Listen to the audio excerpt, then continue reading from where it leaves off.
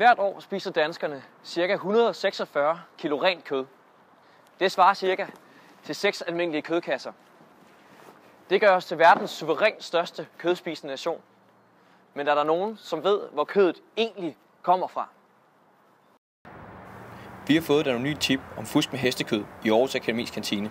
Vi er taget ud for at undersøge sagen nærmere. Mit navn er Dikkeldau. Velkommen til operationen.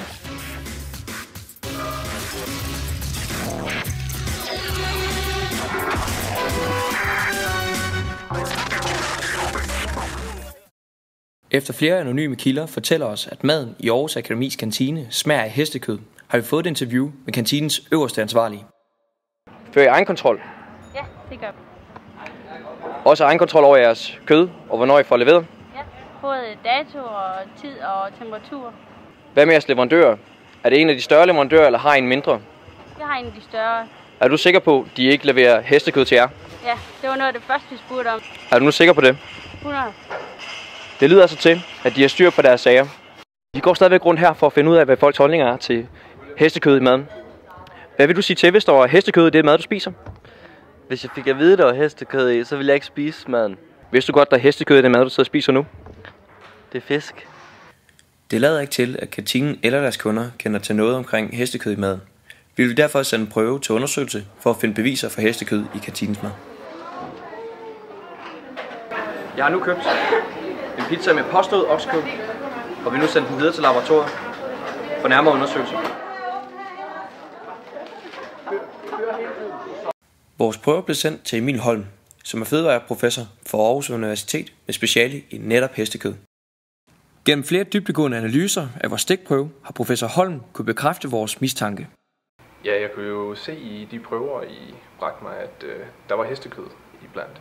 Og ja, det er jo i og for sig ikke så farligt, men så længe der ikke er nogen kontrol med det, så ved vi jo ikke rigtigt, hvad de her heste kan være proppet med før. Og det kan ende med slævem, maveinfektioner eller andet skidt. Vi har nu bekræftet vores teori, og har derfor valgt at kigge nærmere på kantinens levering af kød. Kantinens overvågningskamera viser en yderst mistænkelig leverance af kød. Manden på overvågningskameraet er Svend Christensen. Han er ejer af firmaet Kød til Tiden. Efter nærmere undersøgelse af Svend Christensens firma Kød til Tiden, dukker flere kødskandaler og dårlige anmeldelser op. Flere beviser tyder også på, at han leverer hestekød uden tilladelse til flere kantiner og restauratører i Region Østjylland. Det lykkedes at hacke ind i hans database over firmaet Kød til Tiden, hvor vi kan se, at det udelukkende er hestekød, der blev købt ind, hvilket umuliggør salg af oksekød til Aarhus Akademi. Vi har nu undersøgt leverandørens baggrund og fundet ud af, at han hverken har tilladelse til at sælge kød til andre kantiner eller restauratører, men kun har en tilladelse inden for videresalg til dyrefoder, henholdsvis til dyreinternater og zoologiske haver. Vi har nu nok beviser, der indikerer, at leverandøren kun sælger hestekød. Vi følger efter Svend Christensen. Vi ved, at næste stop er zoologisk have. Vi vil se, om hans leverancer passer, så vi følger efter for at få bekræftet vores tvivl. Vi er nu taget ud for at få bekræftet, om hans leverancer til zoologisk have er rigtige.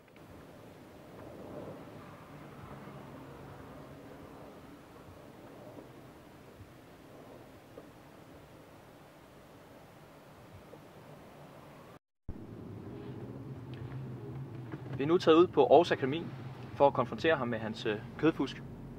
Via et anonymt tip har vi fundet ud af, at han leverer herude til på det her tidspunkt hver dag. Dan!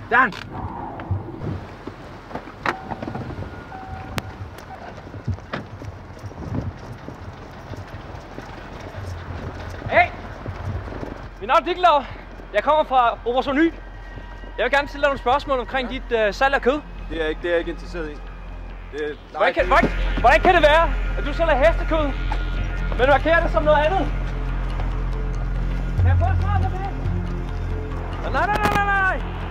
Stop!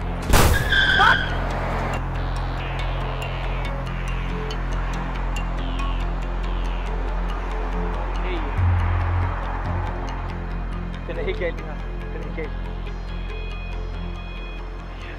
Ja. Vi har desværre ikke kunne få nogen kommentar fra Svend Christensen, da han stadig ligger på intensiv. Men følg med næste gang, når vi går transportselskabet Frode Laursen i sømmene.